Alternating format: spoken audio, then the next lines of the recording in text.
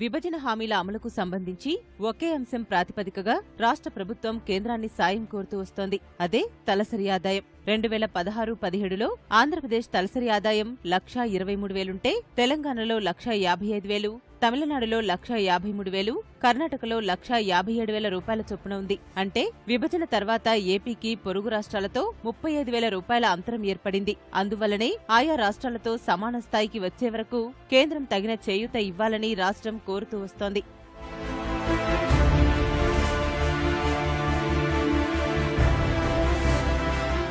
కేంద్రం రాష్ట్రానికి ఇచ్చిన హామీల్లో అత్యంత కీలకమైనదిగా భావిస్తున్నది ప్రత్యేక హోదా. విభజన సమయంలో నాటి ప్రధాని మన్మోహన్ సింగ్ రాజ్యసభ ప్రసంగంలోని మొదటి అంశం ఇదే.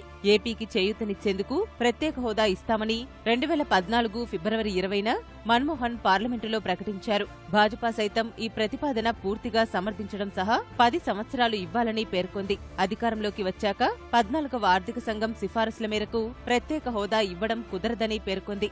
అప్పటికి హోదా ఉన్న రాష్ట్రాలకు ఇకపై కొనసాగించబోమన్నారు. హోదాకు సరిసమానమైన ఆర్థిక సాయాన్ని ప్రత్యేక ప్యాకేజీ కింద ఏపీకి ఇస్తామన్నారు. హోదాతో సమకూరే ప్రయోజనాలన్నీ అందులో ఉంటాయన్న హామీ మేరకు రాష్ట్రం ఒప్పుకుంది. తర్వాత వివిధ రాష్ట్రాలకు హోదా కొనసాగించడంతో కేంద్రం మోసం చేసిందనే అభిప్రాయానికి రాష్ట్ర ప్రభుత్వం వచ్చింది. ఈ పరిస్థితుల్లో ఏపీకి కూడా హామీ మేరకు హోదా ఇవ్వాలనేది రాష్ట్రం ప్రధాన డిమాండ్.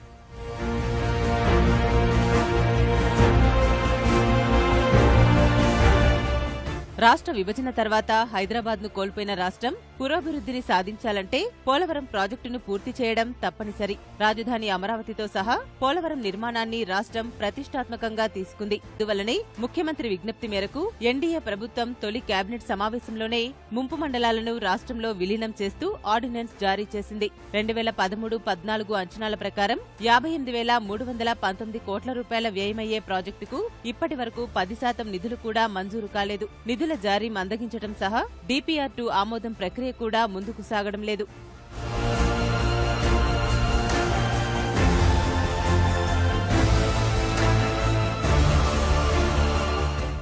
మరో కీలకాంశం రాజధాని నిర్మాణం. ఢిల్లీని మించిన రాజధాని నిర్మాణానికి అండగా ఉంటామని సాక్షాత్తు ప్రధాని నరేంద్ర మోదీ ఎన్నికల ప్రచారంలో ప్రకటించారు. రాజధానిలో సచివాలయం, హైకోర్టు, శాసనసభ, శాసనమండలి, రాజ్భవన్ నిర్మాణం సహా మౌలిక సదుపాయాల కల్పనకు వచ్చే 5 ఏళ్లలో 42,935 కోట్ల రూపాయలు అవసరమవుతాయని అంచనా. గత 3 ఏళ్లలో కేంద్రం కేవలం 1,500 కోట్లు మాత్రమే ఇచ్చి చేతులు దులుపుకుంది. అమరావతికి హైదరాబాద్ సహా ఇతర నగరాలతో రైలు, రహదారి అనుసంధానానికి కేంద్రం చర్యలు తీసుకుంటుందని విభజన చట్టం చెబుతోంది. ఆ దిశగానూ ఆశించిన పురోగతి లేదు.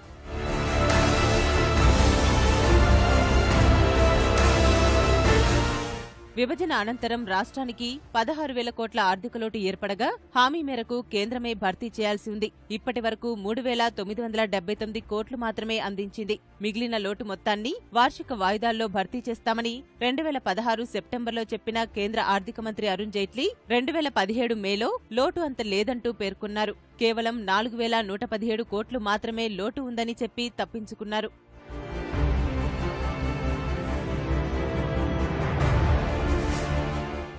ఏపీలో రైల్వే జోన్ ఏర్పాటుపై నిర్ణయం తీసుకోవాలని ఆంధ్రప్రదేశ్ పునర్వ్యవస్థీకరణ చట్టంలో పొందుపరిచారు. కొత్త రాష్ట్రం ఏర్పడి 4 సంవత్సరాలు గడుస్తున్నా రైల్వే జోన్పై పరిశీలిస్తూనే ఉన్నామని కేంద్రం చెబుతోంది. గనులకు నెలవైన కడప జిల్లాలో ఉక్కు కర్మాగారం ఏర్పాటు చేస్తామని విభజన చట్టంలో స్పష్టంగా పేర్కొన్నారు. సాధ్యాసాధ్యాలపై కేంద్రం నియమించిన సెయిల్ కమిటీ కడప ఉక్కు కర్మాగారం లాభదాయకం కాదని తేల్చింది. రాష్ట్ర ప్రభుత్వం ఉక్కు సంకల్పం కారణంగా సానుకూలంగానే ఉన్నట్లు కేంద్రం చెబుతోంది. ప్రస్తుతానికి ఊగిసలాట ధోరణి ప్రదర్శిస్తోంది.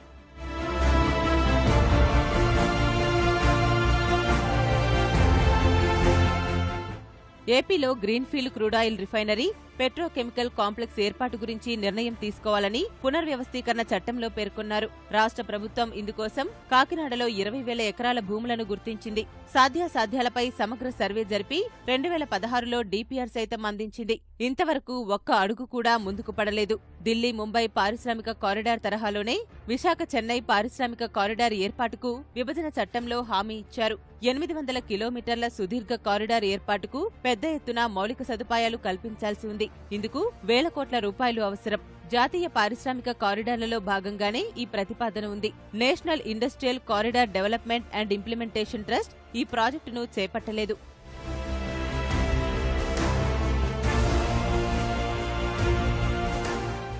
ఆంధ్రప్రదేశ్ తీర ప్రాంతంలో ఒక కొత్త పోర్టు నిర్మిస్తామని విభజన చట్టంలో స్పష్టమైన హామీ ఉన్నా సరిగా పట్టించుకోవడం లేదు. 2018 నాటికే మొదటి దశ పూర్తి చేసుకోవాల్సిన దుగ్గరాజపట్నం పోర్ట్ ఇంకా అనుమతుల దశలోనే ఉంది. రాష్ట్రం ఏర్పడిన నాటి నుంచి 1 సంవత్సరం వ్యవధిలోనే విశాఖపట్నం, విజయవాడలో మెట్రో రైలు ఏర్పాటు చేయాలని విభజన చట్టంలో పేర్కొన్నారు. 17,000 కోట్లకు పైగా వ్యయమయ్యే ఈ 2 ప్రాజెక్టులపై కేంద్రం నుంచి ఇప్పటి వరకు ఆర్థిక ఆమోదం రానేలేదు.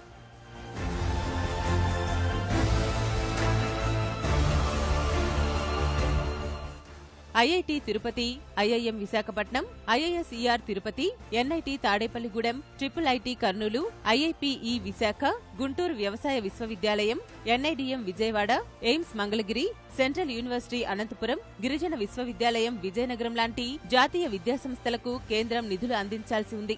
రాష్ట్రం వాటా కాకుండా కేంద్రం 11,672 కోట్లు ఇస్తేనే సకాలంలో అందుబాటులోకి వచ్చే అవకాశముంది. కేవలం 421 కోట్లు మాత్రమే కేంద్రం ఇప్పటి వరకు మంజూరు చేసింది.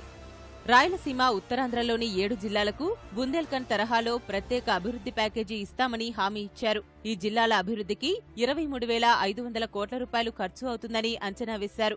ఏడాదికి ఒక్కో జిల్లాకు 50 కోట్ల చొప్పున 2 ఏళ్లకు 700 కోట్ల రూపాయలు మాత్రమే కేటాయించారు. ఈ ఏడాది అది కూడా నిలిపేశారు. షెడ్యూల్ 9లో పేర్కొన్న కంపెనీలు, కార్పొరేషన్లు కొత్త రాష్ట్రం ఏర్పడిన తరువాత అవి ఏ ప్రాంతంలో కొనసాగుతున్నాయో అక్కడి నుంచే పనిచేస్తాయని పునర్విభజన చట్టం చెబుతోంది. దీనికి సంబంధించి ఆస్తులు, అప్పులు, హక్కుల పంపిణీ సక్రమంగా జరగలేదు. షెడ్యూల్ 10లో పేర్కొన్న ఆస్తులు, అప్పులు సమాన ప్రాతిపదికన విభజించాలని సుప్రీంకోర్టు స్పష్టం చేసినా అది నెరవేరడం లేదు. బీహెచ్ఈఎల్, రక్షణ, పరిశోధనా సంస్థలు, సీసీఎండీ, డిఎన్ఏ, ఫింగర్ ప్రింట్ ఇన్స్టిట్యూట్ వంటి 100కు పైగా రీసెర్చ్, డెవలప్మెంట్, ట్రైనింగ్ సంస్థలను ఏపీ ఏర్పాటు చేసుకోవాల్సి ఉంది.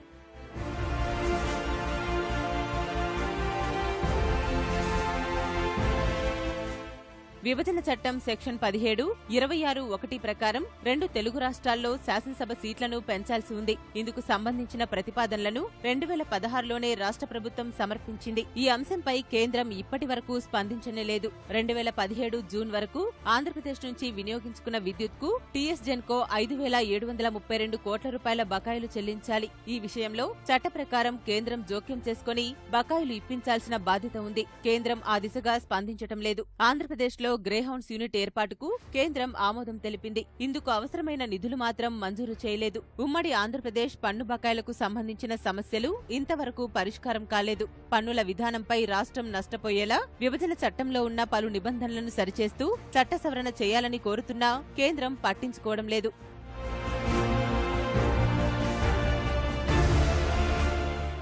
అవిశ్వాసంపై చర్చ సందర్భంగా ఇచ్చిన సమయంలోనే సమస్యలను సమర్థంగా వివరించాలని ముఖ్యమంత్రి చంద్రబాబు ఎంపీలకు దిశానిర్దేశం చేశారు. రాష్ట్ర సమస్యలు సమగ్రంగా ఆవిష్కరించాలని సూచించారు. రాష్ట్ర ప్రయోజనాలే ముఖ్యమన్న సంగతి పార్లమెంటు వేదికగా చాటాలని ఉద్బోధించారు. 5 కోట్ల మంది ప్రజల ఆకాంక్షలు నెరవేరేలా తెదేపా పోరాటం ఉండాలని పేర్కొన్నారు.